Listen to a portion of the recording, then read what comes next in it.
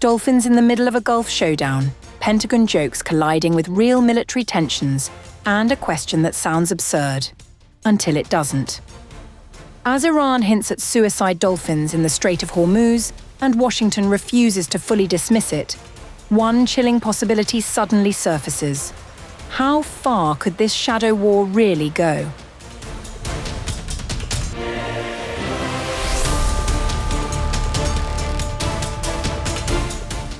A tense military standoff, threats in one of the world's most strategic waterways, and now an unexpected twist involving dolphins. Recent remarks from senior United States defense officials have sparked fresh attention around unusual naval warfare theories linked to the escalating US-Iran confrontation in the Strait of Hormuz. During a Tuesday press conference at the Pentagon, United States Secretary of Defense Pete Hegseth and Chairman of the Joint Chiefs of Staff General Dan Kane were questioned about reports suggesting Iran could deploy so-called kamikaze dolphins in the Gulf region. And I can't confirm or deny whether we have kamikaze dolphins, but I can confirm they don't. The exchange came amid heightened tensions between Washington and Tehran as both sides continue maneuvers around the Strait of Hormuz, a critical maritime route for global energy supplies. Questions surrounding kamikaze dolphins emerged following repeated Iranian warnings about deploying unconventional weapons systems. A recent Wall Street Journal report cited an Iranian official claiming that Tehran could potentially use submarines or suicide dolphins in the strategic waterway. The idea itself is not entirely new. In 2000, the BBC reported that Iran had reportedly acquired Russian-trained dolphins once used by the Soviet Navy. According to the report, the dolphins were allegedly trained for military tasks, including carrying mines capable of damaging enemy vessels upon contact. Despite the speculation, there is little publicly available evidence that Iran has ever deployed dolphins in combat operations. However, the United States military does maintain a long-running Marine Mammal Program involving dolphins and sea lions. The US Navy began training dolphins in 1959, establishing its operations center in San Diego, California. Dolphins were selected for their intelligence and advanced underwater navigation abilities, although earlier experiments also involved sharks, rays, and sea turtles, before the program focused primarily on dolphins and sea lions. The Marine Mammal Program trains bottlenose dolphins to detect, locate, and recover objects in open waters, harbors, and coastal regions. Sea lions are also trained for specialized underwater tasks. The program includes several operational units, each assigned specific roles. The Mk4 unit is tasked with detecting floating sea mines, while the Mk7 unit focuses on identifying mines placed on the seabed. The Mk8 unit assists in locating safe passages ahead of amphibious landings, and the mixed Mk6 dolphin and sea lion unit protects ports and vessels from unauthorized underwater intrusions. Meanwhile, the Mk5 Sea Lion unit specializes in recovering military equipment lost during testing operations.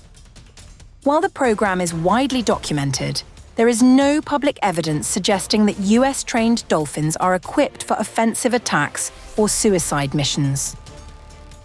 The dolphins have, however, been deployed in several military operations. During the Vietnam War, the Mk6 unit was used to detect unauthorized swimmers near military installations.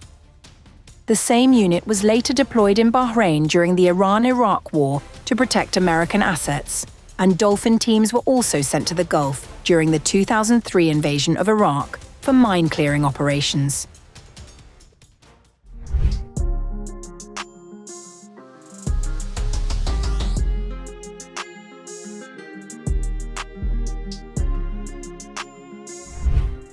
A fragile ceasefire may be holding on the surface, but beneath the waters of the Gulf, a new and deeply unsettling threat is emerging.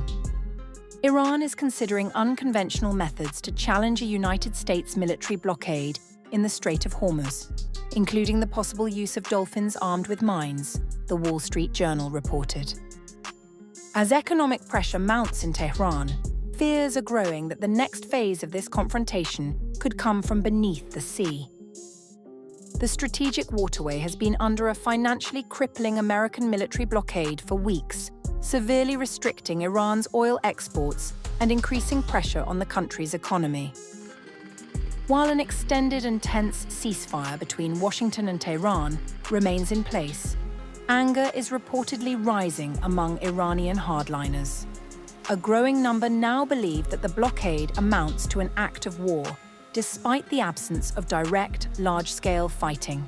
Those voices are said to be urging Iran's leadership to resume military action rather than continue absorbing the economic damage caused by the restrictions. The reported Dolphin plan would represent one of the most unusual tactics considered in the standoff. According to Iranian officials cited in the report by WSJ, mine-carrying Dolphins could be used to strike American naval vessels deployed in the region. The report also says Tehran could send submarines into the waterway as part of a broader escalation strategy.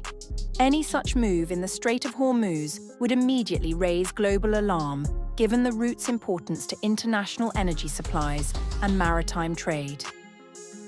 The Strait of Hormuz remains one of the most strategically vital choke points in the world. A significant share of global oil shipments passes through the narrow corridor, making any military disruption there a matter of worldwide concern. But the reported threats do not end at sea traffic. The Islamic Revolutionary Guard has also threatened to cut key communications cables running through the strait. Those undersea cables are essential for international telecommunications and internet connectivity. Damage to them could disrupt global data flows, affect financial systems, and increase pressure far beyond the Middle East. Analysts say the economic pain caused by the blockade is changing calculations inside Tehran. Hamidreza Azizi, a visiting fellow specializing in the Middle East at the Berlin-based research institute SWP, told the Wall Street Journal. The blockade is increasingly viewed in Tehran not as a substitute for war, but as a different manifestation of it. As a result, Iranian decision-makers may soon come to see renewed conflict as less costly than continuing to endure a prolonged blockade. He added that Iranian decision-makers may soon conclude that renewed conflict is less costly than continuing to endure a prolonged blockade. That assessment points to a dangerous shift. If economic strangulation is seen as war by another name, the political barriers to escalation may begin to weaken. So far, the ceasefire has prevented a wider regional conflict.